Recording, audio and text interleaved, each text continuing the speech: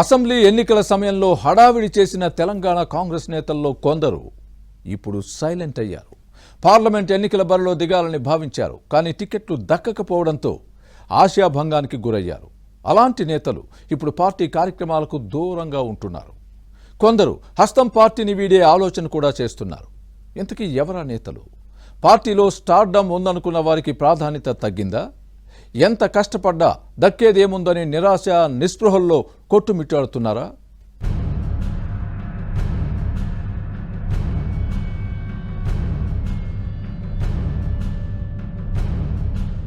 Assembly ఎన్నికల సమయంలో హడావుడి చేసిన టీపీసీసీలోని కొందరు కీలక నేతలు పార్లమెంటు ఎలక్షన్లలో సైలెంట్ అయ్యారు. అప్పట్లో చాలా మంది నేతలు హస్తం పార్టీలో చేరి క్రియాశీలకంగా పనిచేశారు. కానీ ఆ తర్వాత ఏమైందో ఏమో ఒక్కసారిగా సైలెంట్ అయ్యారు. బీజేపీని వీడి కాంగ్రెస్ కండువా కప్పుకున్న విజయశాంతితో పాటు దివ్యవాణి వంటి నేతలు ఈ కోవలోకే వస్తారు. ఈ ఇద్దరు సినిమా నేపథ్యం నుంచి వచ్చిన వారు కావడంతో పార్టీ కూడా ప్రాధాన్యత ఇచ్చింది. టీపీసీసీ ఎన్నికల ప్రచార కమిటీలో విజయశాంతికి స్థానం కల్పించి రాష్ట్రంలో పలు జిల్లాల్లో ప్రచారాన్ని చేసే ఛాన్స్ ఇచ్చింది.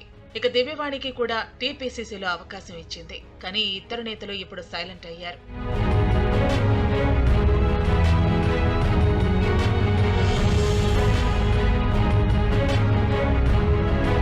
తెలంగాణలో కాంగ్రెస్ ప్రభుత్వం ఏర్పాటైన తర్వాత విజయశాంతి అప్పుడప్పుడు ట్విట్టర్లో తప్ప ఎక్కడా కనిపించలేదు. ఇక దివ్యవాణి పార్టీ కార్యక్రమాల్లో పాల్గొన్నదే లేదు. దీంతో ఈ ఇద్దరు నేతలు ఇక పార్టీ వీడే అవకాశం ఉందనే ప్రచారం జరుగుతోంది. ఇక మరో నేత బండ్ల గణేష్ సైతం శాసనసభ ఎన్నికల సమయంలో హడావిడి చేసి ఇప్పుడు ఒక్కసారిగా సైలెంట్ అయ్యారు. మల్కాజ్గిరి పార్లమెంటు సీటు ఆశించి భంగపడ్డారు. దీంతో పార్టీకి దూరంగా ఉంటున్నారు. టీవీల చర్చా కార్యక్రమాల్లో కనిపించడం మినహా పార్టీ కార్యక్రమాల్లో పాల్గొనటం లేదు బండ్ల గణేష్. ఇక మాజీ ఎంపీ అంజన్ కుమార్ యాదవ్ సైతం పార్టీ కార్యక్రమాలకు దూరంగా ఉంటున్నారు. అసెంబ్లీ ఎన్నికల్లో ముషీరాబాద్ నుంచి బరిలో దిగి ఓడిపోయారు. ఇక హైదరాబాద్ లోక్సభ టికెట్ వస్తుందని ఆశించిన అజారుద్దీన్ ఫిరోజ్ ఖాన్ కూడా అంటిముట్టినట్టుగా వ్యవహరిస్తున్నారు. అసెంబ్లీ ఎన్నికల్లో అజారుద్దీన్ జూబ్లీహిల్స్ నుంచి, ఫిరోజ్ ఖాన్ నాంపల్లి నుంచి పోటీ చేసి ఓడిపోయారు.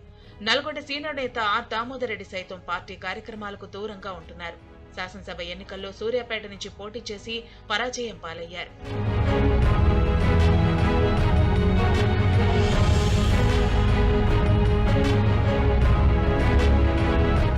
ఇలా అసెంబ్లీ ఎన్నికల సమయంలో తామే సీనియర్లో అన్నట్టుగా వ్యవహరించిన పలువురు నేతలు కూడా మౌనముద్రలో ఉన్నారు.